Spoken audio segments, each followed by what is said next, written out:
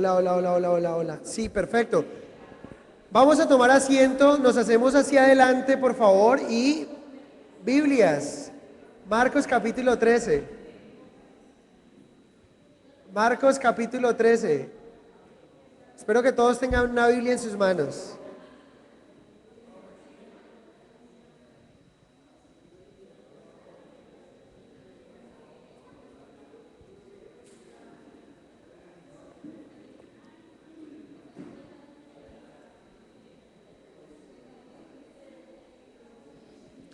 Eh, Vamos a empezar en esta mañana. Los del café pueden dejarlo allí y al final les tomamos nuevamente café. Marcos capítulo 13.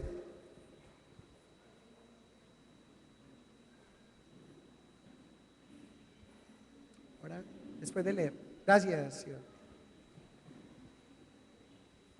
No conocía esta modalidad de hacer funcionar. Bueno, les cuento que estamos viendo nuestro estudio y vamos a ver hasta dónde llegamos. Realmente pude llegar con los profesores de niños hasta el 23. Mi reto era terminarlo todo porque el tema es completo.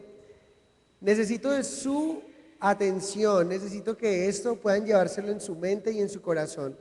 Hoy vamos a ver un tema que se llama Atenta Espera, hablando de la segunda venida de nuestro Señor y Salvador Jesucristo. Marcos capítulo 13, de los versos 14, vamos a dar hasta el verso 23.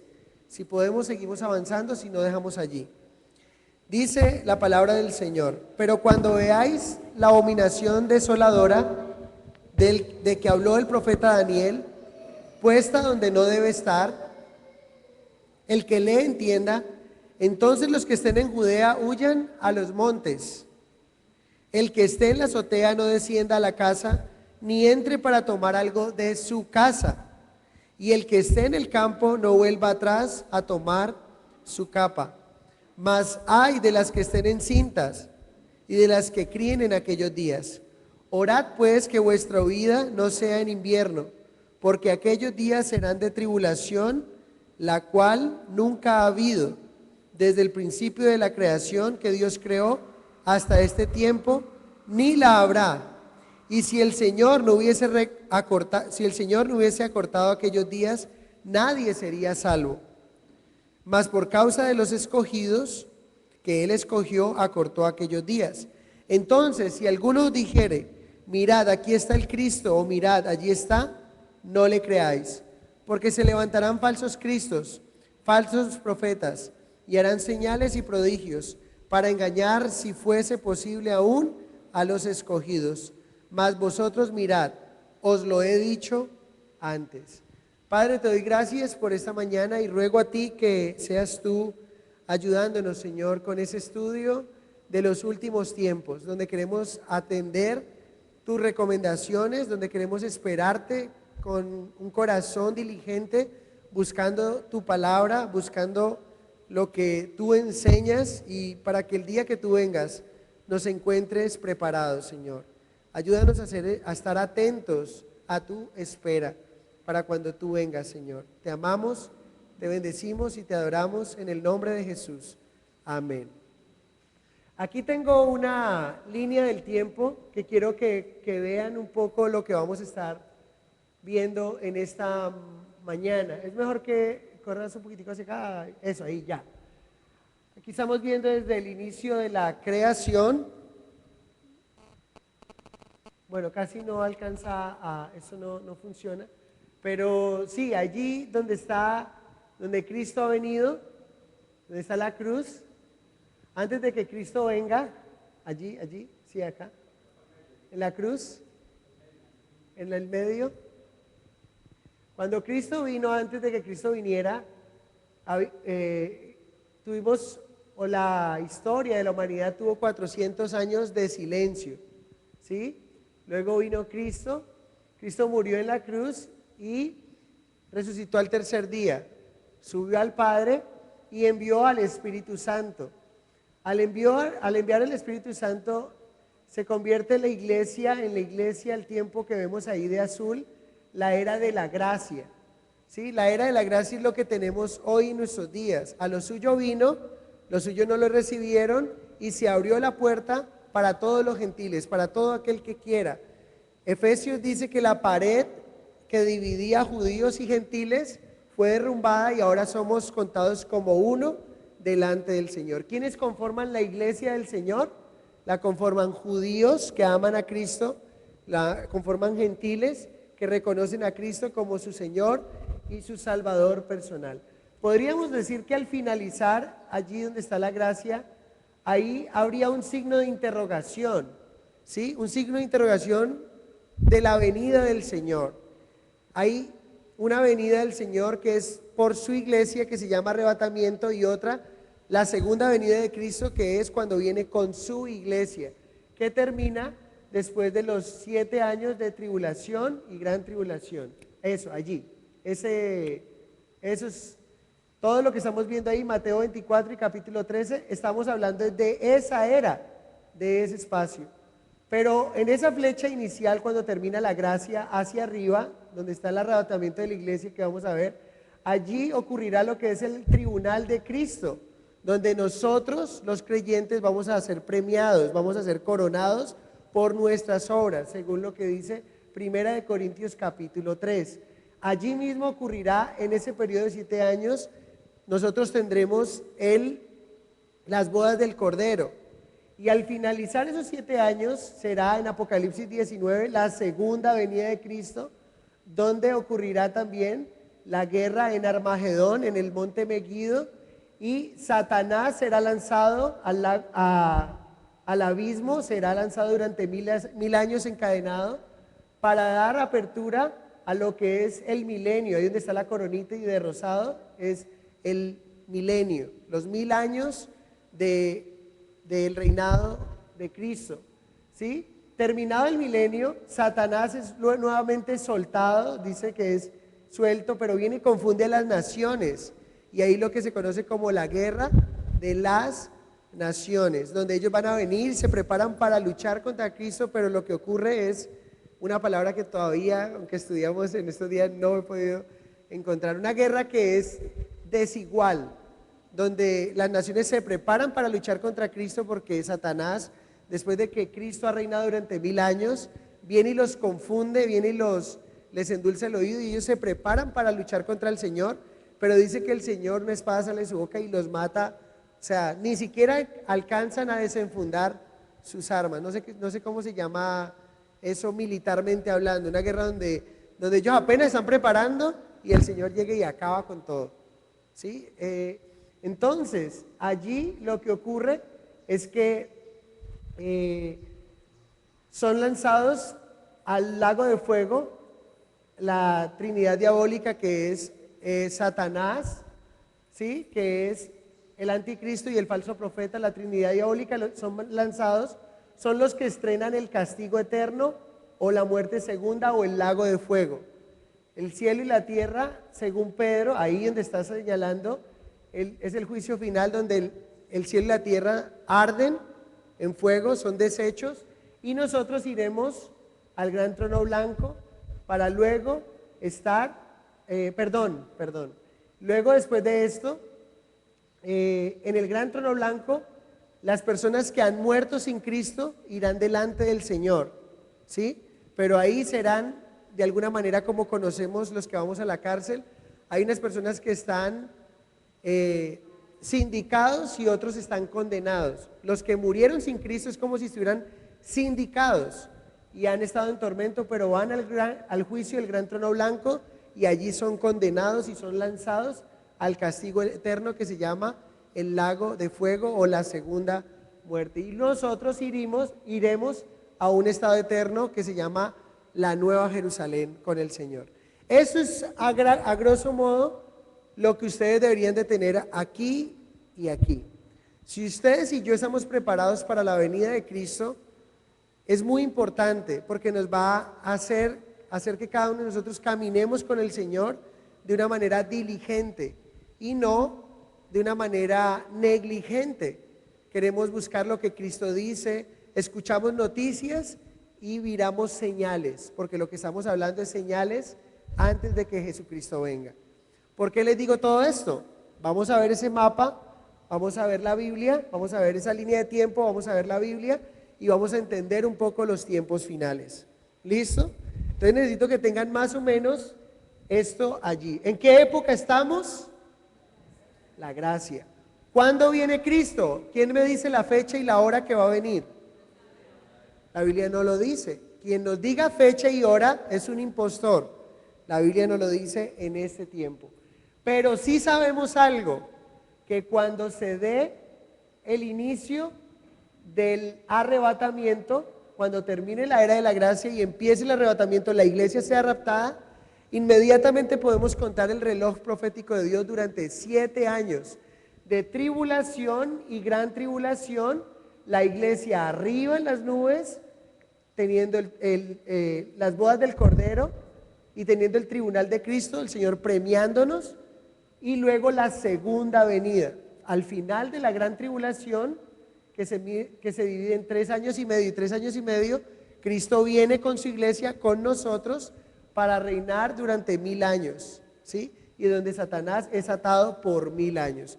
Necesitamos leer la Biblia, necesitamos leer Apocalipsis para entenderlo. ¿Saben algo? Lo sorprendente es que nuestros niños, si usted no sabe este tema, pregúntele a su hijo que él sí sabe. Hoy están estudiando Apocalipsis 16. Muy importante y tiene mucho que ver lo que vamos a estar. Y está de acuerdo a lo que vamos a ver. Mateo 24, Marcos 13, Lucas nos hablan este acontecimiento. Estamos viendo la última semana de nuestro Señor Jesucristo. Jesús le dijo esto a sus discípulos. Recuerden, Él entró triunfante a Jerusalén, miró el templo, volcó el templo, ¿sí? Volcó las mesas de los cambistas y ahora Jesús ha salido del templo. Es la última vez que Jesús ha estado en el templo y sale del templo. Jesús no va a volver a entrar al templo. Sale de allí y declara un juicio para la ciudad y para el templo. ¿Recuerdan? Desde el Monte de los Olivos, ahí están mirando y le dice: Señor, mira qué edificios tan grandes, mira qué construcciones. Herodes era conocido como un espectacular arquitecto. Había construido, había embellecido, había engrandecido el templo. Pero Jesús dijo: no quedará piedra sobre piedra. ¿Por qué fue la sentencia? La sentencia fue porque ellos rechazaron a Cristo como el Mesías. ¿Quiénes rechazaron a Cristo? La nación de Israel, liderada por sus sacerdotes. Ellos como nación, escogida por Dios, guiada por Dios, por hombres de Dios, luego por profetas, ¿sí? Dios tuvo que ver directamente con ellos, por eso el juicio será directamente hacia ellos.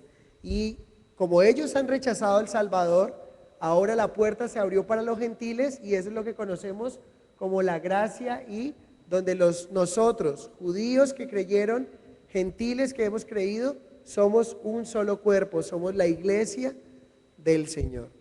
Jesús dice en el verso 14, lean allí, dice: ¿qué ocurrirá antes de la segunda venida? Notemos acá, flecha de descendencia de la segunda venida de Cristo. ¿Qué ocurrirá cuando Cristo venga? ¿Qué ocurrirá antes de que Cristo venga? Lo que debe ocurrir es la tribulación y la gran tribulación. Esa franja amarilla y naranja que está ahí es la tribulación y gran tribulación. Eso debe ocurrir antes de que Cristo venga a la tierra. ¿Es claro o no? Bueno, verso 14. Pero cuando veáis la abominación desoladora de que habló el profeta Daniel, puesta donde no debe estar, el que lee entienda, entonces los que estén en Judea huyan a los montes. El periodo de gran tribulación da inicio con la abominación desoladora.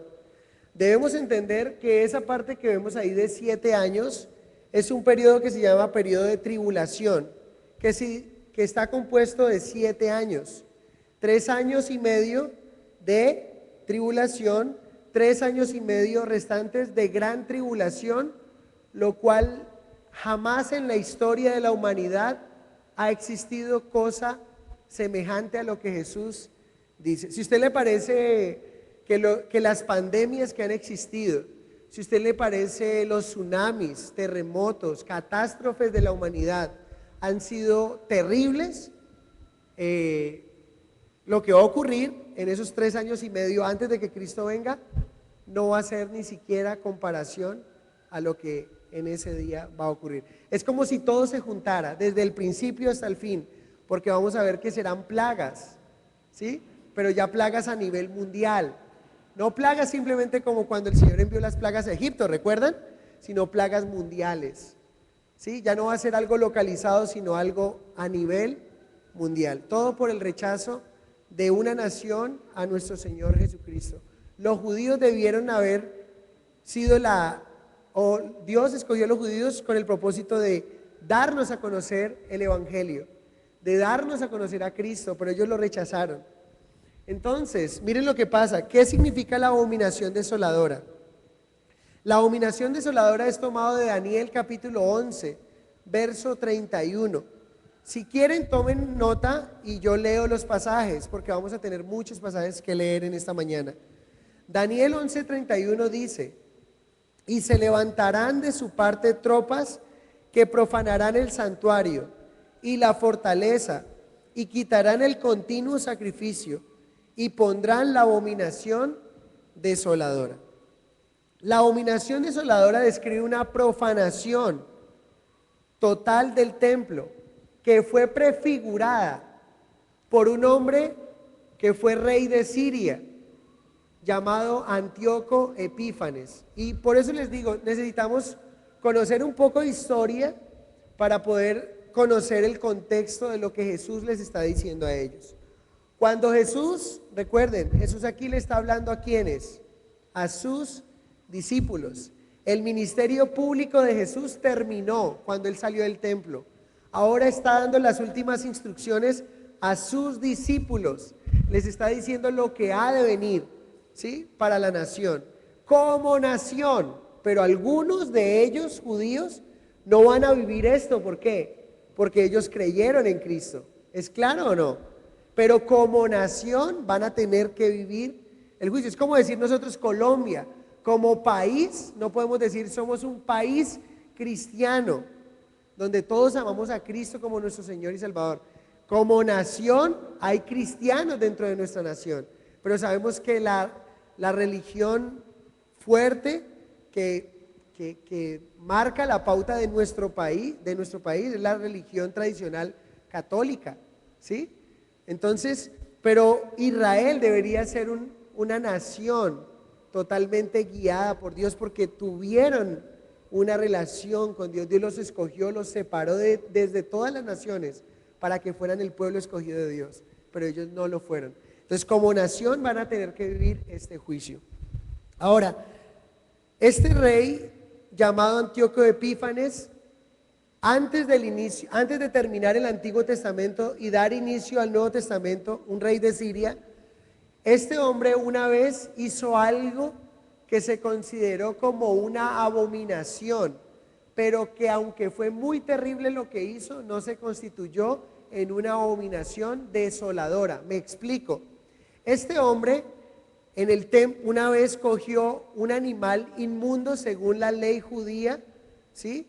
Hay animales limpios y hay animales especiales que deberían de ser sacrificados en el altar, como los corderos, los palomos, algunos animales. Este hombre, conociendo de alguna manera el contexto de los judíos, un día entró al templo de Jerusalén y ¿saben qué sacrificó en el altar? Sacrificó un cerdo. El cerdo es un animal, un judío ortodoxo, un judío de raca mandaca, un judío no liberal. Un judío no te come carne de cerdo ni porque es una ofensa, porque es un animal inmundo, es un animal impuro, ¿sí? Recuerden, eso es el periodo de la ley.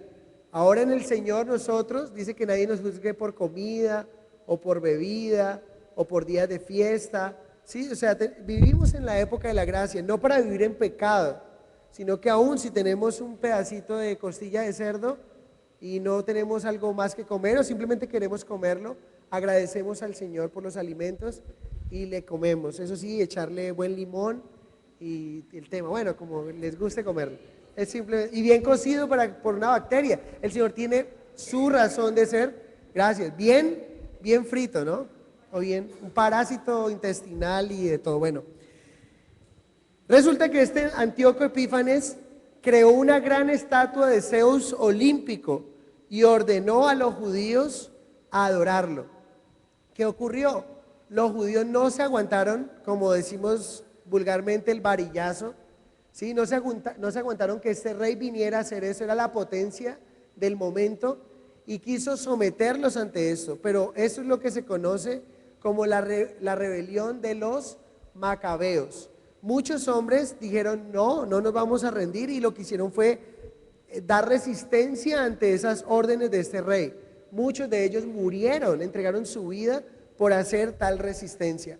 Pero lo que quiero contarles es que cuando Jesús le dice esto a sus discípulos, ellos por la historia sí conocían a los macabeos. Ellos por la historia sabían quiénes eran ellos y lo que habían hecho, lo que había hecho Antíoco Epífanes. Había hecho una abominación, pero no desoladora. Aunque fue terrible, no fue desoladora. ¿Qué significa desoladora? Significa que abandonan ellos el templo. Ellos por el contrario no abandonaron el templo, sino que se resistieron y algunos de ellos pudieron obtener la victoria también. Entonces es muy importante tenerlo en cuenta. A pesar de lo malo que esto fue, no cumplió con la abominación desoladora. La palabra abominación en el hebreo significa shikutz, es la palabra que usa el profeta Daniel allí. La palabra shikutz en hebreo, noten lo que significa.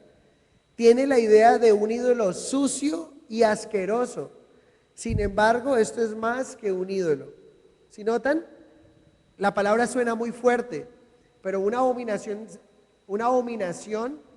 desoladora es un ídolo sucio, un ídolo asqueroso, que es puesto en un lugar donde no debería estar. Ese cerdo no debió estar en el altar, pero estuvo allí. Pero no fue una abominación desoladora, aunque fue muy fuerte. Tiene la idea de un ídolo establecido en el lugar santo del templo en Jerusalén, puesto donde no debe estar. Se trata de un ídolo sucio que trae desolación. Es como la sentencia completa y devastadora de Dios. Eso es lo que significa abominación desoladora. Encontramos pasajes en Jeremías, como Jeremías 7:30, Jeremías 32 y Ezequiel, donde ellos describen en el templo ídolos abominables, pero que no son desolación. Volvemos al punto, esta es una abominación como nunca ha existido.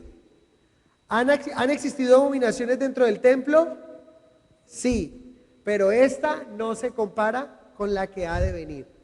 Para nosotros no ha venido todavía, es lo que creemos y vamos a entenderlo bíblicamente porque creemos que no ha venido aún. En el año 41 después de Cristo, recuerden, Jesús murió a la edad de 33 años, resucitó al tercer día, estuvo 40 días con sus discípulos, se apareció a muchos, a 500 de ellos a la vez, a más de 500 de ellos, ascendió al cielo, y en el año 41, o sea, 8 años después de que Jesús ha dicho esto, ¿qué creen ustedes? Ellos sintieron pisadas de animal grande porque un hombre Calígula, que era el emperador romano, era un loco, ¿sí? Calígula, el que sabe y ha leído de Calígula, era un loco, era un tipo tremendo. A este tipo decidió crear una estatua de sí mismo y enviarla por barco a Jerusalén para que la adoraran, la imagen de él.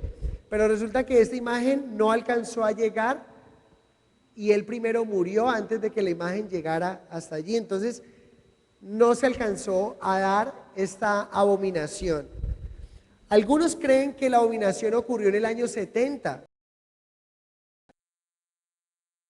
días. En el año 70 después de Cristo vino el general Tito, general romano, destruyó Jerusalén y destruyó el templo. ¿Y qué hicieron? Resulta que al destruirlo, recuerdan ustedes que les dije, muchos judíos murieron Pero es más, muchos de los judíos lo que hicieron fue irse para el templo, porque era una construcción tan espectacular y era tan seguro estar dentro del templo que muchos murieron dentro del templo. Pero ahí muchos dicen, esa fue la abominación desoladora. ¿Saben por qué sabemos que no fue la abominación desoladora? Por un verso clave, verso 26 y 27 del mismo Marcos capítulo 13. Marcos capítulo 13, 26 y 27. Dice ahí, entonces, terminado la abominación desoladora, terminado este periodo de gran tribulación, entonces verán el Hijo del Hombre que vendrá en las nubes con gran poder y gloria. Y entonces enviará a sus ángeles y juntará a sus escogidos de los cuatro vientos, desde el extremo de la tierra hasta el extremo del cielo. ¿Eso ocurrió? No. También allí no ocurrió una adoración pagana. Lo que ocurrió fue una destrucción del templo. ¿Me hago entender? ¿Sí estamos claros o no? Entonces la abominación desoladora no ha existido aún. Han habido algunas en el pasado que se pueden asemejar a esto, pero no ha existido aún. En esencia, la abominación desoladora habla de la profanación final del templo de los judíos. Y la expresión semítica, o sea, la expresión judía, cuando hablamos de algo semítico, es la expresión judía que habla allí Daniel, describe una abominación tan detestable que hace que el templo sea abandonado por el pueblo de Dios y provoca desolación. Jesús está diciendo, cuando ustedes vean la abominación desoladora, pilas, o cuando la gente, porque era un mensaje que tenían que entregar, ellos no lo iban a vivir, pero cuando ellos compartieran esto, y gente que no había creído, judíos, la nación judía, cuando vea la abominación desoladora, ellos dicen, tenaz, llegó el momento, ¿sí? Eso es lo que va a ocurrir.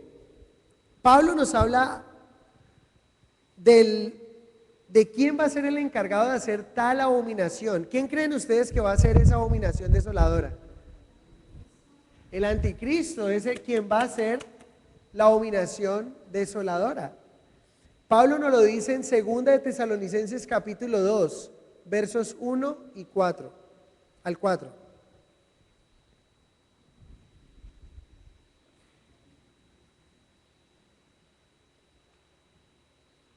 Segunda de Tesalonicenses, capítulo 2, versos 1 al 4. Dice la palabra ahí, pero con respecto, noten allí, ¿con respecto a qué? A la venida de nuestro Señor Jesucristo. ¿Lo esperaban o no lo esperaban? Lo esperaban, el apóstol Pablo lo esperaba. Y nuestra reunión con Él, os rogamos, hermanos, que no os dejéis mover fácilmente de vuestro modo de pensar, ni se conturben ni por espíritu, ni por palabra, ni por carta, como si fuera nuestra, en el sentido de que el día del Señor está cerca. Nadie os engañe en ninguna manera, porque no vendrá, Cristo no vendrá sin que antes venga ¿qué?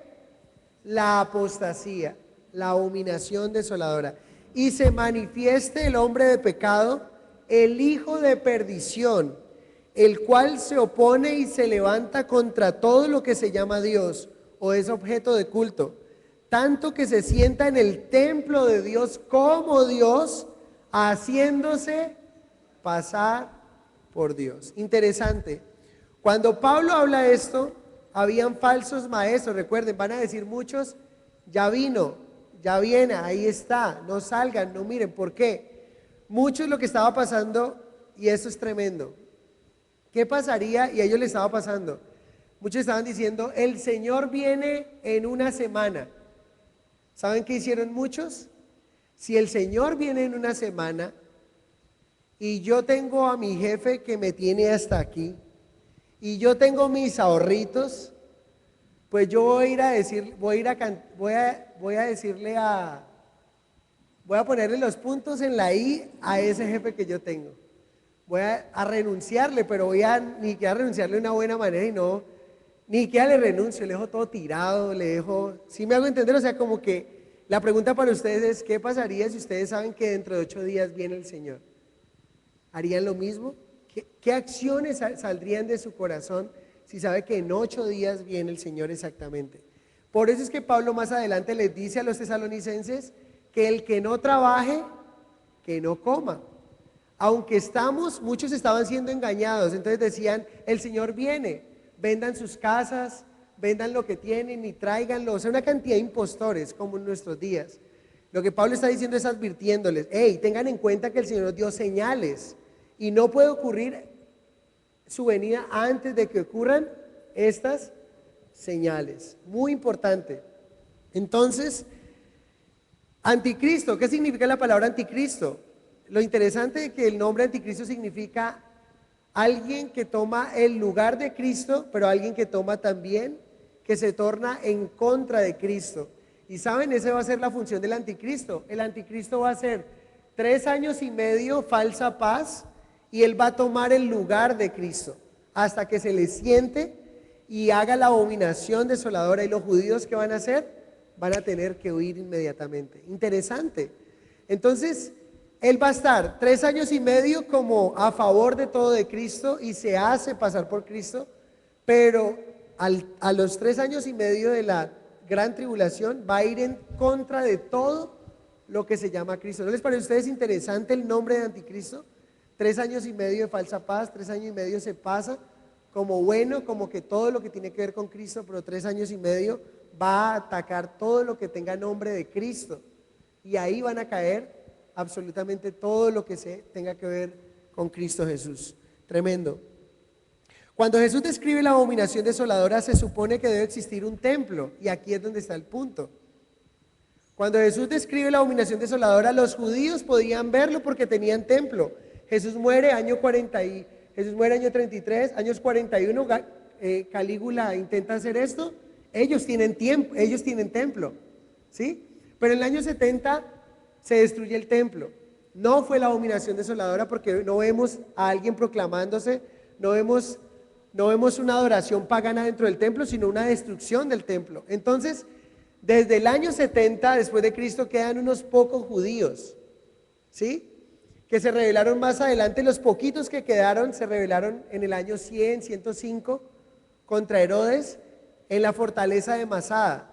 Y es lo que conocemos hoy como Masada. Muchos se hicieron en esa fortaleza, en esa ciudad que Herodes construyó y se apropiaron de ella y resistieron, pero eran muy pocos y llegaron a un momento donde se sintieron que perdieron. ¿Y saben qué hicieron ellos? Inmediatamente llegaron y se mataron. Y la sangre dice que fue tal punto que vertía sangre, como ríos de sangre, tantos judíos que murieron. Pero los judíos ya han dicho, Masada no vuelve a existir. Ya ahorita tenemos, ¿cómo se llama? Bombas nucleares, que no solamente nos destruimos nosotros, sino que destruimos al que quiera tocarnos. ¿Por qué creen ustedes que Israel nadie lo toca? Israel es del tamaño del Valle del Cauca y todos sus archienemigos están alrededor. Todos sus enemigos en Jordania, en Egipto, en todo lugar, Irán, Irak, todos son enemigos. Y uno dice, ¿y por qué todos esos países siendo tan poderosos también, teniendo todo para meterse, por qué no se meten con ellos? ¿Sí? Porque Israel también, primero por Dios, y segundo, porque Israel dice, Masada no vuelve a existir. Acabamos nosotros, pero acabamos también los que metan con nosotros. Pero miren lo interesante de la historia, aquí algo bien especial. Israel deja de existir desde el año 70 como nación. Israel se desaparece hasta el año de 1948.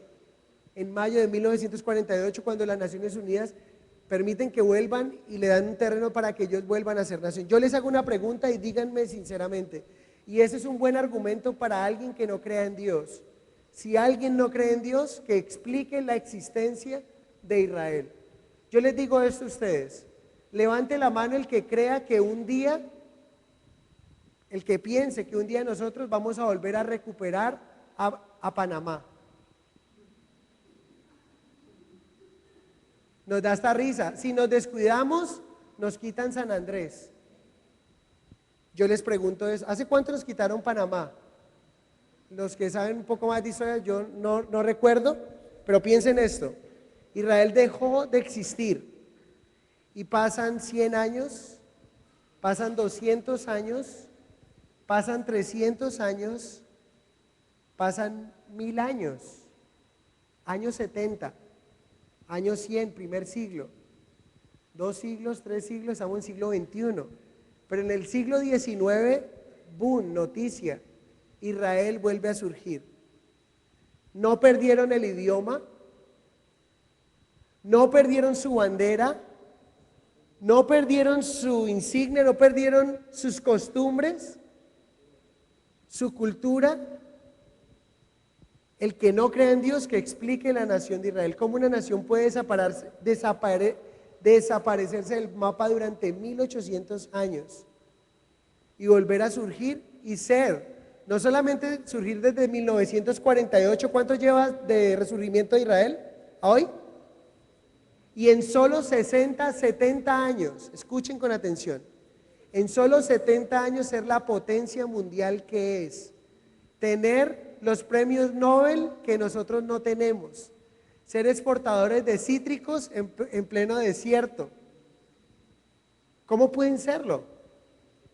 Solo Dios pudo haber dado el resurgimiento, pero noten esto, ellos esperaban la venida del Mesías, ¿sí?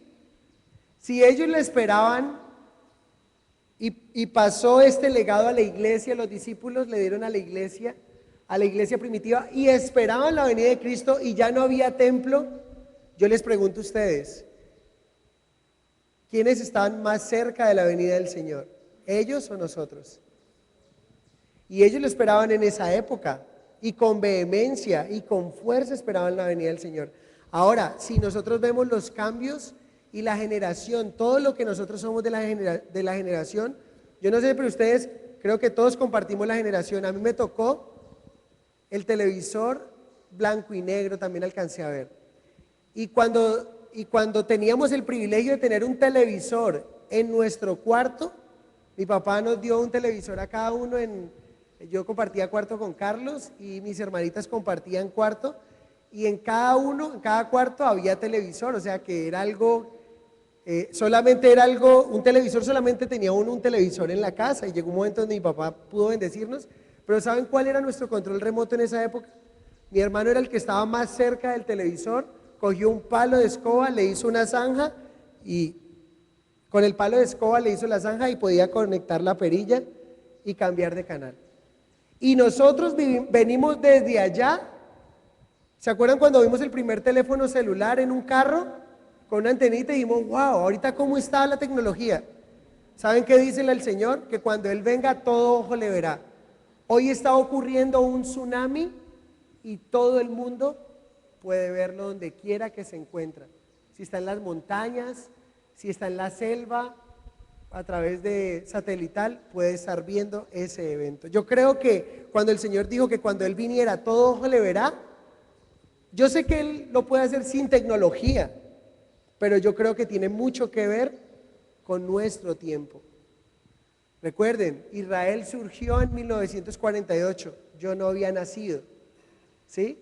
Pero yo puedo ver cómo en ese siglo, pero soy del siglo cuando Israel surgió, 1948-1977, soy del mismo siglo, avances increíbles, pero no va a ocurrir antes de que venga la abominación desoladora. Ahora, lo tremendo de lo que está ocurriendo y lo que estamos compartiendo es esto. La restauración de Israel es un acontecimiento notable en el desempeño y futuro cumplimiento de la profecía. Para que haya abominación, ¿qué necesitamos? ¿Los tengo o los perdí? Para que haya abominación, ¿qué necesitamos? Un templo. ¿Han escuchado noticias del templo? Yo no sé ustedes si escuchan noticias y cuando escuchan del Medio Oriente, escuchan noticias, pero hay una cantidad de activistas trabajando en pro del templo. Y dice que no van a descansar hasta que vean la bandera de Israel en la cúpula del templo. Increíble. Y quiero contarles esto. Hay un pequeño pero dedicado grupo de judíos que están apasionadamente comprometidos con la reconstrucción del templo. Hoy día se puede visitar, hoy día usted puede ir y visitar el Instituto del Templo. ¿Y saben qué es el Instituto del Templo? Está en el barrio judío, en una ciudad vieja de Jerusalén, y allí hay un grupo de judíos absolutamente dedicados a la reconstrucción del templo e intentan educar a las personas, al público, y crear conciencia para un nuevo templo. Tremendo, tremendo eso. Ellos están tratando de replicar todo lo que puedan para un nuevo templo, hasta las ollas y sartenes específicas utilizadas para el sacrificio. Ahora entendamos algo: un judío que no ha reconocido a Cristo como su Señor y su Salvador personal no puede tener relación con Dios sin templo, porque en el templo hay sacrificio, en el templo hay limpieza por sus pecados, en el templo hay agradecimiento con Dios por sus pecados, para un judío que no ha reconocido a Cristo. Pero recuerdan que dijo Jesucristo en Juan capítulo 4, ¿en dónde hay que adorar? ¿En este monte, aquí o acá? Dios el Padre anda buscando adoradores que le adoren en espíritu y en verdad. Nosotros tenemos libertad. Hoy nos dice, no va más aquí en este lugar. ¿Qué decimos? Ok, vamos a otro, porque le adoramos en espíritu y en verdad. Para los judíos no. Para aquellos judíos que no han reconocido a Cristo, recuerden, para la nación como tal, que no ha reconocido a Jesús como su Señor y Salvador. Algunos de ellos, sí, los discípulos reconocieron a Cristo como su Señor y su Salvador personal. Entonces, hoy día Israel es una nación de nuevo, y los esfuerzos para reconstruir el templo es una realidad. El reloj profético de Dios está caminando. Desde el mismo momento que Israel empezó a surgir como nación, el reloj profético de Dios empezó también a trabajar. Es interesante que nosotros seamos esa generación, ¿sí? El principal grupo judío que lidera la tarea de reconstruir el templo es una organización llamada Fieles del Monte del Templo, que dicen que van a continuar con sus esfuerzos para restablecer el templo judío en el monte. Ahora, recuerden, el templo judío, el templo de los judíos, no se construye en cualquier lugar, no se construye con cualquier material, no tiene, o sea, tiene unas especificaciones. ¿Me hago entender? Ese templo, según los estudiosos, consideran, aquí está el Domo de la Roca. ¿Conocen el Domo de la Roca? Es territorio musulmán, donde se ve la cúpula dorada. Cada vez que ustedes ven Jerusalén, ese es el Domo de la Roca, territorio musulmán, donde los musulmanes adoran a su Dios Alá. ¿Sí? Muy importante. ¿Qué va a hacer el anticristo? ¿Cuál va a ser el trabajo majestuoso que el anticristo va a traer? Y ya vimos un avistamiento pequeño. Nosotros estamos viendo ese avistamiento, hermanos. ¿Qué es lo que va a hacer el anticristo? Va a coger a judíos, va a coger a musulmanes. Se cree que en el patio que tienen sin construcción, ahí al lado del Domo de la Roca, cabe perfectamente las medidas de la construcción del nuevo templo de los judíos, del tercer templo, que va a ser reconstruido y que ellos ya están preparados para hacerlo. ¿Qué es lo que pasa? Cada vez que hay un acercamiento de judíos hacia musulmanes en ese lugar, los musulmanes se irritan y cada vez eso está caldeado. Eso es armarse una guerra. Lo que tiene que venir a ser el anticristo, que creemos que una figura política, con poder político, carismático o quizá religioso también de alguna manera, es permitir que los judíos, decirle a los musulmanes, hey, ustedes tienen su templo allí, ustedes están felices adorando a su Dios, permita que los judíos tengan su templo y estén tranquilos, ¿sí o no? Y ¿saben algo? Mundialmente nosotros estamos preparados para ese mismo mensaje. Ese es el mensaje que nos viene a través de la televisión. ¿Qué fue lo primero que hicieron en el mundial? ¿Cuál fue el mensaje que dieron en el mundial, en la apertura del mundial? ¿Lo vieron? ¿Con qué se dio la apertura al mundial? Con unas palomas. dieron palomas. ¿Qué están diciendo? En todo el mundo lo están viendo. ¿Para qué se prepara el mundo? Para la paz, pero no la paz que Dios da. Esa es una falsa paz. Jesús dijo, yo no doy la paz como el mundo la da. Ustedes y yo estamos en nuestro corazón, estamos bombardeados, paz, paz. Y esa paz la aceptamos sin importar el costo de ella. Y ahí es donde encontramos al Papa Francisco cogiendo archienemigos, cogiendo a gente que ha hecho tremendo, que son musulmanes, y uniéndolo con los judíos y diciendo unidad. Y se llama ¿cómo? Ecumenismo. Tremendo, ¿no? Sí estamos en una generación que han pasado muchas cosas aceleradas, absolutamente. Israel, tecnología, ecumenismo, y próximamente tendremos templo, es probable. Entonces, uno de los líderes del grupo dijo, continuaremos nuestra lucha hasta que la bandera israelí esté volando de la cúpula de la roca. Ellos quieren y anhelan ese día. En Israel hay estudiantes que están capacitándose para el sacerdocio, el aprendizaje de cómo llevar a cabo los sacrificios de animales en el templo y para reconstruirlo. Es importante, ¿saben qué? Que la mayoría de los judíos religiosos seculares no les importa en lo más mínimo, ¿sí? La reconstrucción de un templo. Y si hubiera un templo reconstruido, o hay un grupo fuerte que quiere ver ese templo reconstruido. Pero también los cristianos nos emocionamos o podemos ver a través de la palabra que se está cumpliendo cada vez los tiempos. Cuando ustedes escuchan, ¿han escuchado algunas veces? Yo personalmente he escuchado las noticias cuando dice que si ellos le dan el permiso, en 3 días pueden levantar el templo. O sea, están tan preparados este grupo pequeño, pero noten algo, y yo no había caído en cuenta de esto sino hasta ahora. La dominación, bueno,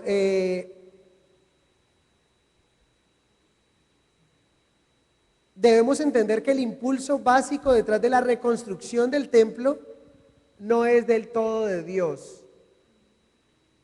¿Saben por qué? Eso es algo que debemos de tener en nuestra mente. Es algo que se va a cumplir, pero tiene razón de ser. ¿Lo va a cumplir por medio de quién? De un grupo pequeño de judíos ortodoxos que quieren tener relación con Dios. Y recuerden, el templo se convirtió ¿en qué? En una idolatría, ¿sí? Que tuvieron a Dios mismo dentro del templo, pero no lo valoraron.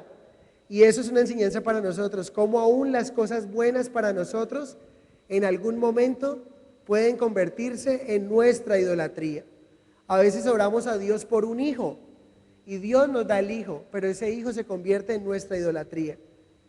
Porque anteriormente, mientras le adoraba a Dios y le pedía a Dios por el hijo, siempre leía la Biblia, tenía una relación con Dios, pero tuve mi hijo y ahora mi hijo se convierte en mi idolatría. Y eso puede pasar con un carro, con una finca, con el estudio, con la casa, con cuántas cosas buenas a veces se nos pueden convertir en idolatría. Los judíos convirtieron del templo una idolatría. Entonces, ¿quién está detrás moviendo y agitando a estas personas? El enemigo también. ¿Saben por qué? Porque ellos creen que cuando tengan el templo van a poder sacrificar y a través de eso van a estar limpios. Y el sacrificio de Jesucristo fue la expiación total. Una expiación más es una ofensa a Dios, porque fue una expiación una vez y para siempre, por los pecados pasados, presentes y futuros. ¿Se dan cuenta cómo se empieza a mover esto? Y aquí encontramos otra aplicación. Tú puedes ser usado por Dios, pero no aprobado por Él. ¿Estos judíos están siendo usados por Dios? Sí, para el cumplimiento de una profecía, pero no significa que sean aprobados por Él. Si ellos no reconocen que Jesucristo es su Señor y su Salvador y el único sacrificio, se van a perder. Puedo ser usado por Dios, pero no aprobado por Él. Tremendo. Entonces, Jesús advierte que qué deben hacer cuando aparezca la abominación desoladora. Verso 14 de la parte B en adelante.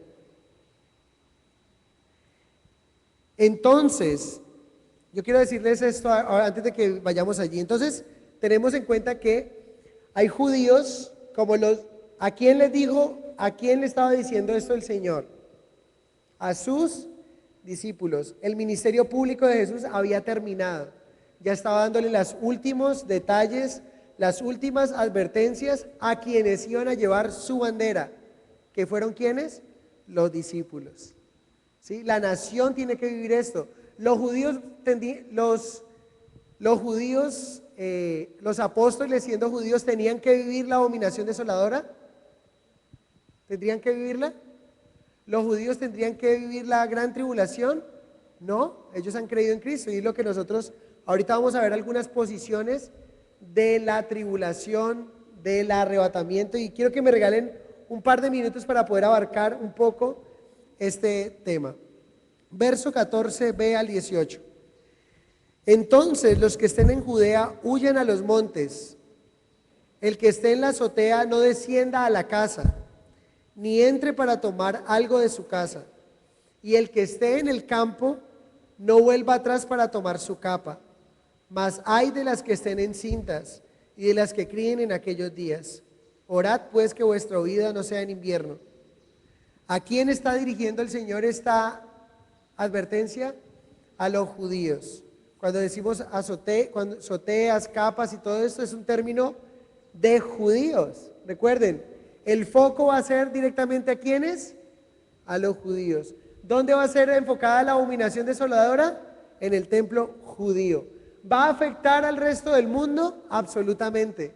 Pero el foco ¿quién es? Los judíos. Porque ellos son quienes abiertamente rechazaron al Señor como su Mesías. Y dice allí, ¿qué deberían hacer? Huir. ¿Saben? A veces es más valiente huir que quedarse. Y muchas veces el Señor nos va a decir, huye. Y otras veces el Señor nos va a decir, quédate ahí en pie. Necesito tener una relación con Dios para saber cuándo debo huir, pero también cuándo debo quedarme. Muchas veces vemos a José corriendo, casi desnudo, ¿sí? Pero fue un valiente de Dios. Pero vemos a uno de los discípulos corriendo y le quedaron con la bata a él y salió corriendo casi desnudo, pero fue un cobarde, porque había dicho que iba a dar su vida por el Señor. A veces es bueno huir, pero otras veces es bueno quedarnos. ¿Cuándo sabremos cuándo es bueno hacerlo? Necesitamos tener una relación con Dios. Si hubiese una persecución y aquí nos cogieran, quizá el Señor nos va a decir huyan, o quizá el Señor nos va a decir quédense allí en pie y entreguen su vida por mí. Es interesante, pero es bueno tenerlo en cuenta. Las palabras de Jesús en cuanto a salir huyendo han llevado a algunos a creer que todo lo que Jesús habló aquí se cumplió en el primer siglo, en la destrucción romana de Jerusalén. ¿Saben qué hicieron ellos en el año 70? ¿Qué creen ustedes que cuando ellos empezaron a ver esto, qué hicieron? Cuando Tito vino a destruir Jerusalén. Muchos de ellos salvaron, ¿se acuerdan ustedes que les dije que muchos se metieron al templo porque era una construcción muy sólida y era un lugar bueno donde estar, pero murieron los que estaban ahí? Pero muchos de ellos salvaron su vida porque huyeron hacia Petra, huyeron hacia las ciudades, hacia las montañas.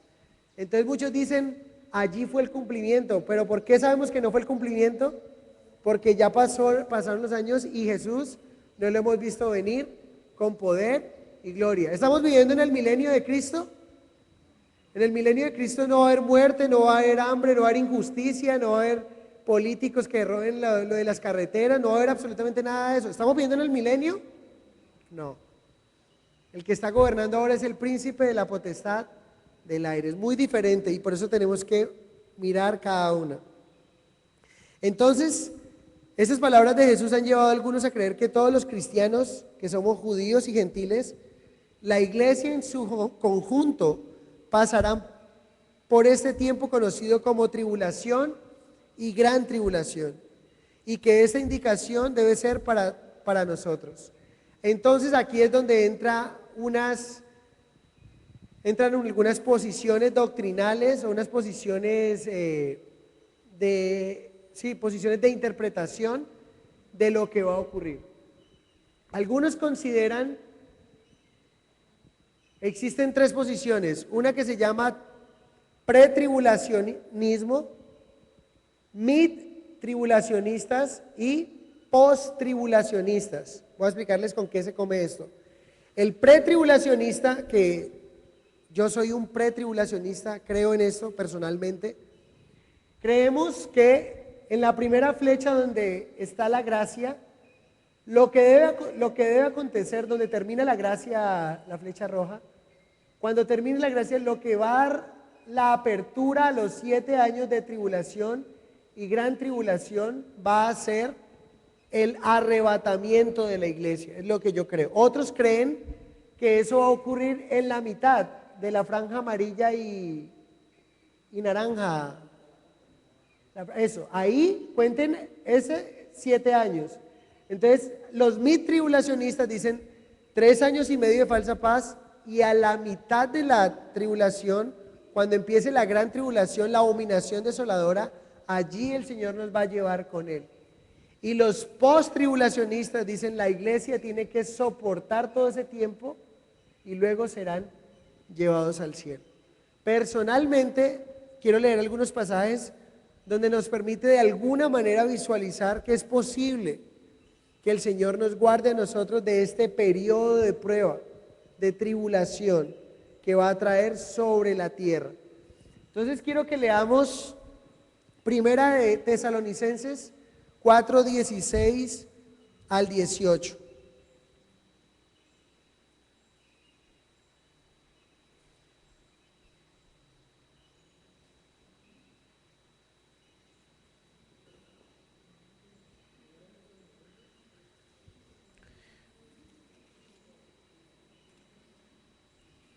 Primera de Tesalonicenses 4 del 16 al 18. Dice allí, porque el Señor mismo, con voz de mando, con voz de arcángel y con trompeta de Dios, descenderá del cielo, y los muertos en Cristo resucitarán primero. Luego nosotros los que vivimos, los que hayamos quedado, seremos arrebatados juntamente con ellos en las nubes para recibir al Señor en el aire, y así estaremos siempre con el Señor. Por tanto, alentaos los unos a los otros con estas palabras. Resulta que el contexto, ¿cuál es? Muchos le estaban preguntando al apóstol Pablo, Pablo, estamos esperando la venida del Señor y nada que viene, y muchos de nuestros familiares están muriendo. ¿Y qué va a pasar con ellos con respecto a la venida del Señor? Entonces Pablo les dice allí una esperanza muy linda. Dice, miren, el Señor mismo con voz de mando, con voz de arcángel, descenderá del cielo, y los muertos en Cristo, ¿qué va a pasar? Van a resucitar primero. Él está diciendo, tranquilos, no se preocupen por sus familiares que han muerto en el Señor, no se preocupen por sus hijos, por su esposa, por sus padres que murieron en el Señor, porque un día el Señor los resucitará y los llevará con Él a ellos, a los que durmieron, y a nosotros, a los que habremos quedado para cuando el Señor venga. Está hablando de la iglesia allí, a los que vivimos. Pablo se cuenta, los que vivimos, los que hayamos quedado, seremos arrebatados juntamente con el Señor en las nubes para recibir al Señor en el aire. Y luego dice, alentados con esas palabras. ¿Qué va a ocurrir? Lo que creemos es que antes de que esto ocurra, el Señor va a levantar a los muertos, los va a llevar con Él, y a nosotros, los que estemos, si fuera en este momento, el Señor nos llevaría a nosotros en vida para allá. Pero nosotros no vamos a preceder a los que durmieron, y juntos nos vamos a encontrar con el Señor en las nubes. Allí es donde nos vamos a encontrar con Él, ¿sí? Para tener todo esto que hemos hablado allí, vamos a tener el tribunal de Cristo, y vamos a tener las bodas del Cordero allá con Él. Otro pasaje que dice aquí, Lucas capítulo 21, 36.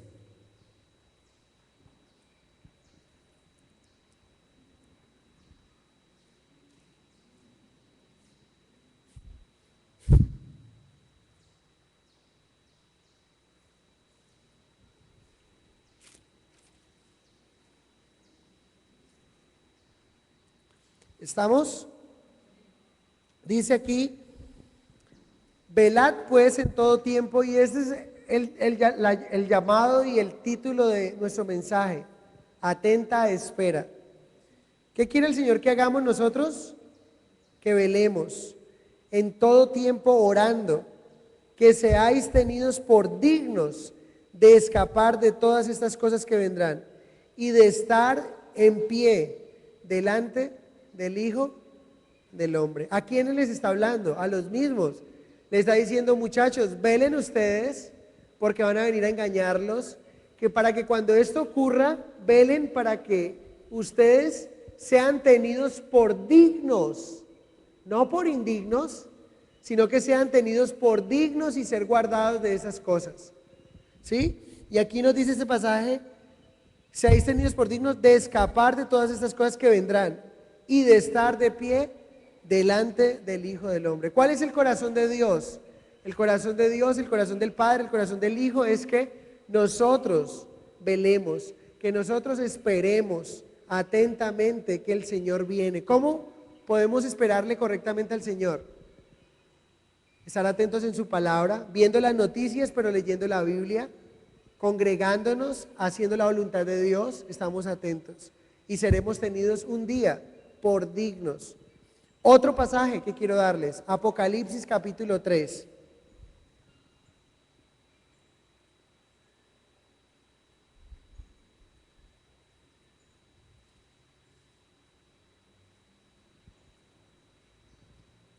Apocalipsis 3:10. Por cuanto has guardado la palabra de mi paciencia, yo también te guardaré de la hora de la prueba que ha de venir sobre el mundo entero, para probar a los que moran sobre la tierra. ¿Has guardado la palabra de qué? De mi paciencia. ¿A quién le está hablando el Señor? A una iglesia. En el capítulo 3 le está hablando a las iglesias del Asia Menor. Y si le está hablando a la iglesia, le está hablando a los cristianos. Y aquí está diciendo, por cuanto guardaste la palabra de mi paciencia. ¿Qué es guardar la palabra de mi paciencia? ¿Cómo vive el mundo hoy día? Impaciente. ¿Qué trata el mundo hoy de burlarse? El mundo se burla de que Jesús dijo que iba a venir y ya han pasado 20 siglos y nada que viene. Y van a tratar de burlarse y van a tratar de movernos de nuestro modo de pensar, como ya lo leímos en el apóstol Pablo, lo dijo a los tesalonicenses. Pero si tú y yo guardamos la palabra de la paciencia, guardamos lo que el Señor nos ha dicho, Él viene. Y si Él lo dijo, Marcos 13:31 dice, todo el cielo y tierra pasarán, pero mi palabra no pasarán. Si tú guardas mi palabra, dice el Señor, yo te guardaré de la hora de prueba que ha de venir sobre los moradores de la tierra. Podemos ser guardados por el Señor. Ese es el anhelo, ese es mi anhelo en mi corazón, de ser guardados por el Señor. Ahora, ¿vemos discípulos pasando tribulación? Sí. A los discípulos de la primera iglesia les tocó duro. Estaban en la época de la gracia, creyeron en el Señor, pero les tocó entregar su vida, fueron muertos, mártires. ¿Puede ocurrir lo mismo? ¿Es probable? Es probable que esas teorías de los otros también tengan algo. Lo que sí sabemos es que el Señor viene por su iglesia y el Señor viene con su iglesia. Si alguien no predica eso, es una falsa doctrina, porque el Señor sí dice arrebatamiento. Lo que dicen los estudiosos y lo que botamos en la cabeza aquí es, Señor, ¿cuándo será?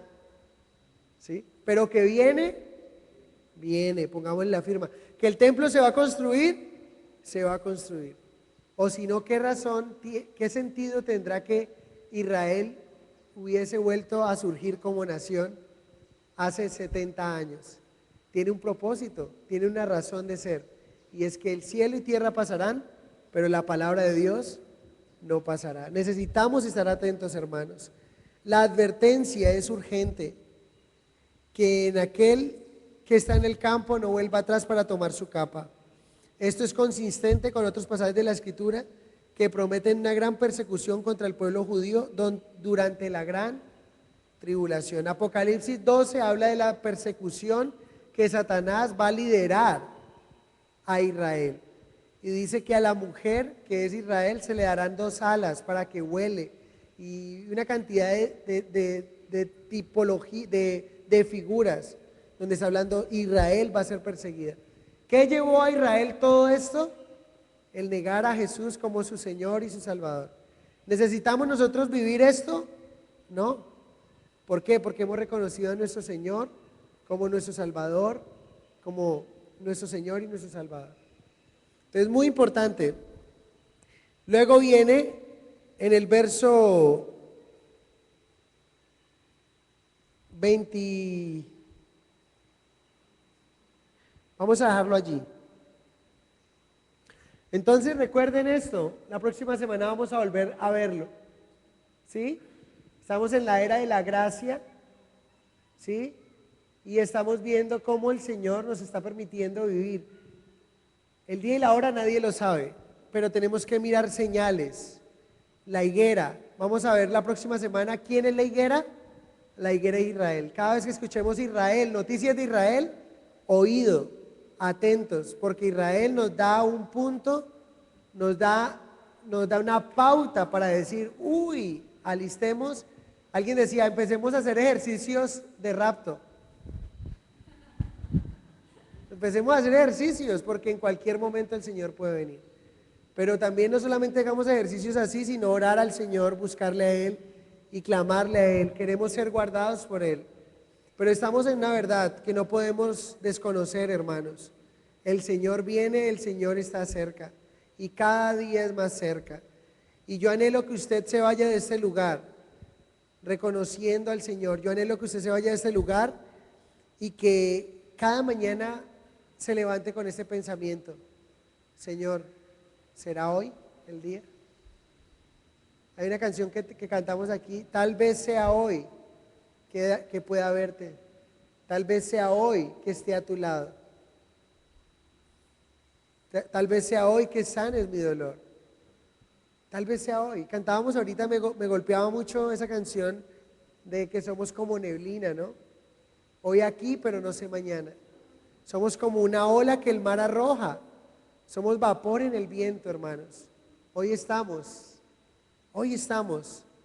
Pero ¿quién de ustedes me puede asegurar que dentro de 8 días estará aquí? Lo decimos, y a veces de una manera orgullosa, no con una conciencia orgullosa de rebelarnos contra la vida, sino, pero hay algo de orgullo. Dice Santiago que los que planeamos sin el Señor somos orgullosos. Tremendo, ¿no? Pero necesitamos decir, por eso Santiago lo aclara y dice, si Dios quiere, el próximo sábado vamos a tener ayuno. Si Dios quiere, de este sábado en 15 vamos a tener reunión de parejas. Pero si Él quiere, que no se nos convierta en un cliché, sino en un real, Señor, si tú quieres. Porque somos como neblina, hermanos, y debemos estar preparados para cuando el Señor nos llame a su presencia. Hay una cantidad de iglesias que están entreteniendo a la gente con otros mensajes, pero yo quiero alertarlos a ustedes. Alguien decía que como Capilla Calvario, como iglesia, somos pretribulacionistas,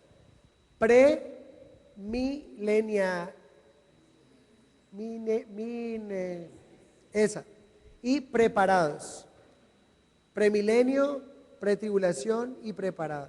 Necesitamos estar atentos para cuando el Señor venga por nosotros. Amén. Vamos a ponernos en pie, vamos a orar. Padre, gracias porque ha sido una bendición lo que nos has permitido estudiar en esta mañana.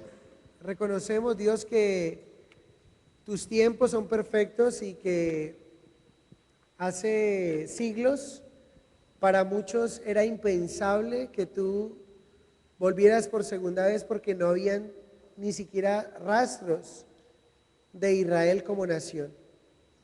Pero nuestra generación es una generación que tiene cosas muy especiales, el resurgimiento de Israel, la tecnología para poder ver inmediatamente en el mismo momento los actos o las cosas que están sucediendo.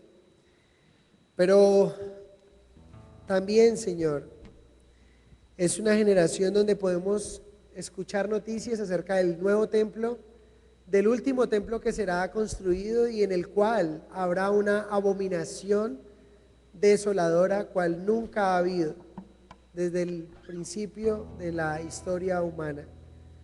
Señor, guárdanos, Padre. Queremos ser guardados de la hora de prueba que ha de venir. Queremos ser llevados contigo para cuando para cuando esas cosas ocurran, Señor. Estamos cerca de los últimos tiempos. Ayúdanos a poner esta palabra en nuestros corazones y esperarte atentos, Señor, y no dormidos. Te lo pido en el nombre de Jesús y te doy muchas gracias. Amén y amén. Aún sin verte, Señor, te amo. Me diste vida y esperanza,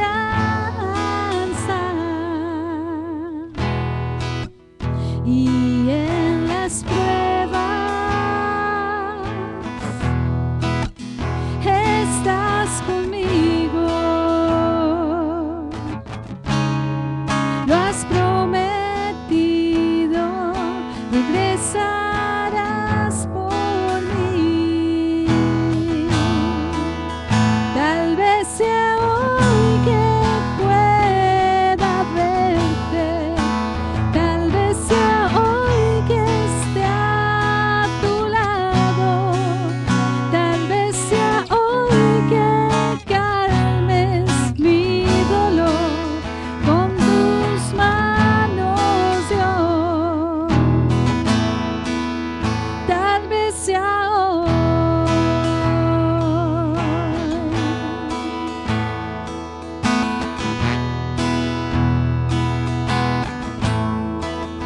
Tal vez sea hoy que pueda verte, tal vez sea hoy que esté a tu lado, tal vez sea hoy que calmes mi dolor con tus manos, Dios. Tal vez sea hoy.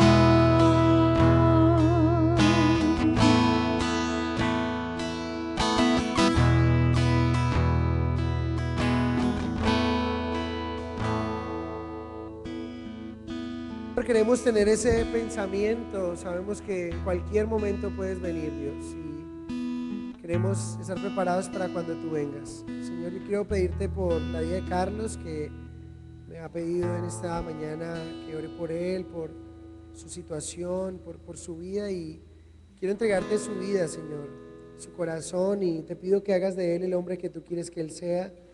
Te pido que lo cuides, Señor, de su afección física, que tú la conoces, Señor. Tú conoces cuál es su dificultad, cuál es su trastorno en su cuerpo, y tú eres un Dios que hiciste los cielos y la tierra. Soberano Señor, tú que hiciste los cielos y la tierra, venimos ante ti y te pido que tengas misericordia de este hombre, Señor. Que le permitas a él seguirte, amarte, servirte, y ruego, Señor, para que él continúe caminando contigo, Señor. Ayúdale a través de su vida, sana su cuerpo y trae una liberación para su alma y para su espíritu. Y si lo que él tiene es algo espiritual, Señor, hazle libre, porque si el Hijo os libertare, seréis verdaderamente libres. Te amamos, te bendecimos y te adoramos en el nombre de Jesús. Amén. Se bendiga, Carlitos. Vamos a... Sí. Voy a pedirle a Pedro Pablo, un nombre doblemente bíblico.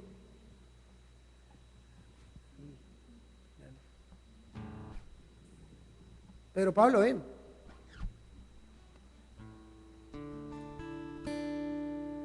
Sigue acá, Pedro. Pedro Pablo está de cumpleaños hoy. Un pajarito me sopló que está de cumpleaños.